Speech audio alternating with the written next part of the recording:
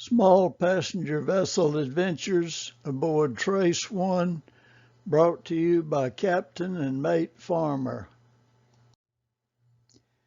We ran a small passenger vessel out of Knoxville, Tennessee for several years.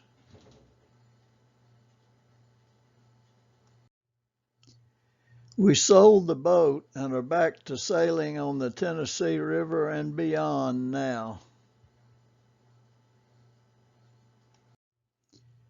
Trace 1 was 42 by 10 with two 115 horsepower Mercury outboards. We had two independent 50-gallon fuel tanks, and she was certified for 19 passengers, 2 crew, and had a marine head. The helm was aft, giving the captain full view of passengers at all times. She had a GPS chart plotter, PA system, spotlight, 2 VHF radios. PFDs were in the overhead racks except for infant PFDs under a seat. You can just see our clear front curtains here. We docked at a small dock attached to the Star office barge, and our cruise times were adjusted so as not to interfere with their trips. You can see the Star has radar, but we did not. We relied on our chart plotter and spotlight. We operated as NavCal river rides.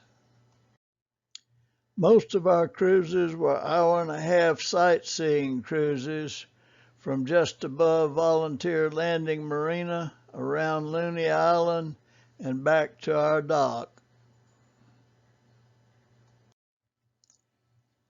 Here you can see the helm station, depth sounder, compass, chart plotter, and ice box for soft drinks.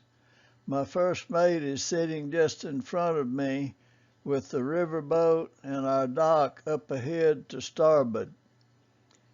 We had clear curtains out front and on the sides that we could roll down if it was cool or raining. There are large, beautiful homes in the Sequoia Hills area of the river. One belongs to the second richest man in the state of Tennessee. We ran up past Volunteer Landing Marina, topped around, and headed back downriver. There's 6 bridges in Knoxville, but our small boat could go under most any arch that we needed to. Crescent Bend Gardens, with its 9-tiered Italian garden, was especially pretty during tulip time. Here's the new University of Tennessee Cherokee Farm Research Park with the river in the background. They can no longer teach driver education on the farm because the tractor has a flat tire. We passed the University of Tennessee Forensic Anthropology Center, where Dr. Bass and the FBI have done over 20 years of research on exposed bodies. This map shows where Union troops occupied Knoxville in blue and Confederate General James Longstreet in red attempted to attack Fort Sanders. Knoxville had great strategic significance because it was on the Tennessee River and had the only standard gauge railroad between Richmond and Chattanooga. We point out all the former locations and Fort Dickerson, the only remaining fort. These are just a few of the many historic markers telling the sad story of the Civil War in the deeply divided city of Knoxville.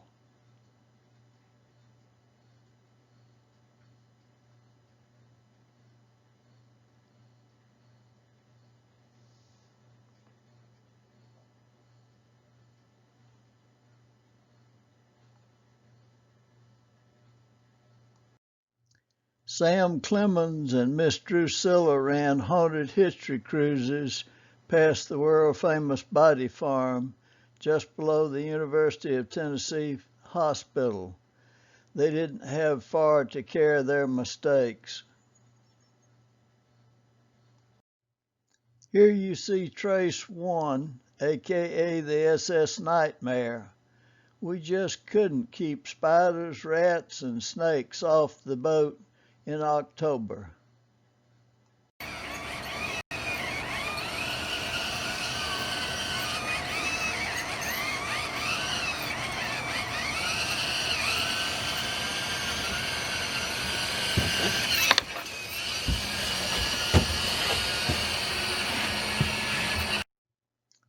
Captain Graybeard and Annie Bonny appeared in the Knoxville paper.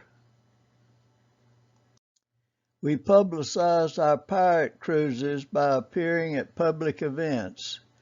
It took 73 hours to design and build the styrofoam replica cannon that we use for training aboard.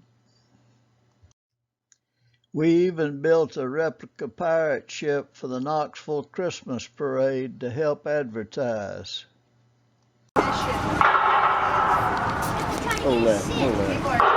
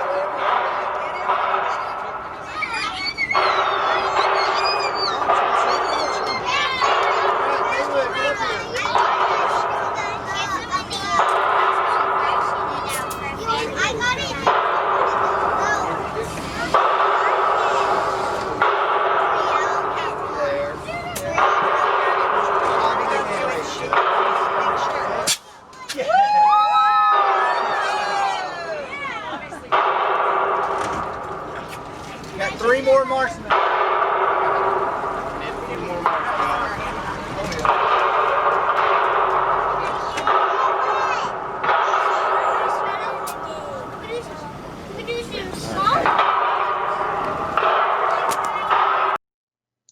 We tried to bring a pirate fest to Knoxville complete with a pirate's ball like the one shown here.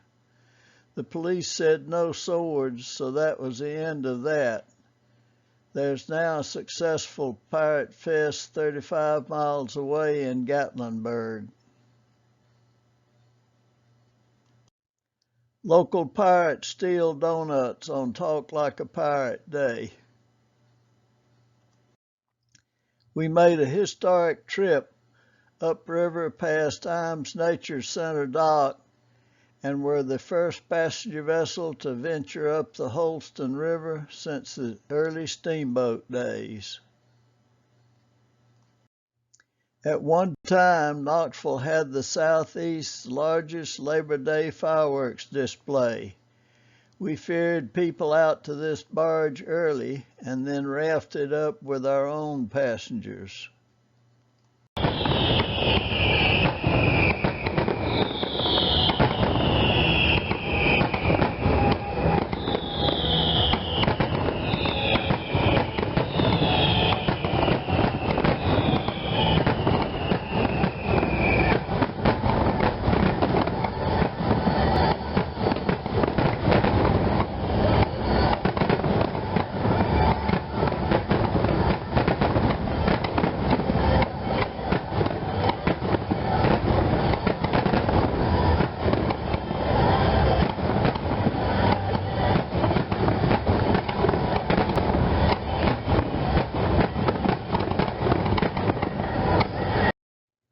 Here Trace One is hauling a charter for the annual Knoxville Rubber Duck Race with sponsor signage on the sides and a large duck on the bow.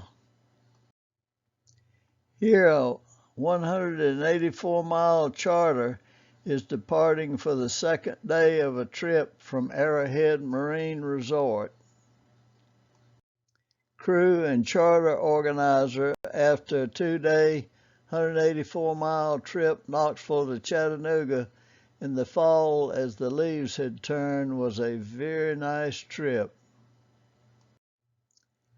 We ran water taxi cruises for home football games for a number of years with up to 250 passengers for important games.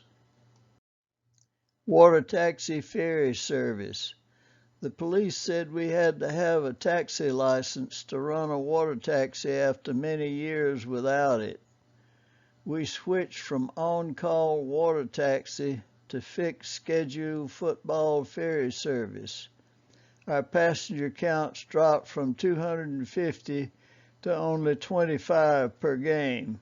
We decided not to fight City Hall and sold the boat. Jim has done a lot of work on Trace One, including new engines. She now runs cruises as part of Jolly Sailing out of Pensacola, Florida as the Jolly Dolphin. Thanks for watching this video of our small passenger vessel cruises. Please subscribe, like, and share so others can find our Sailing Toucan River Navigation channel.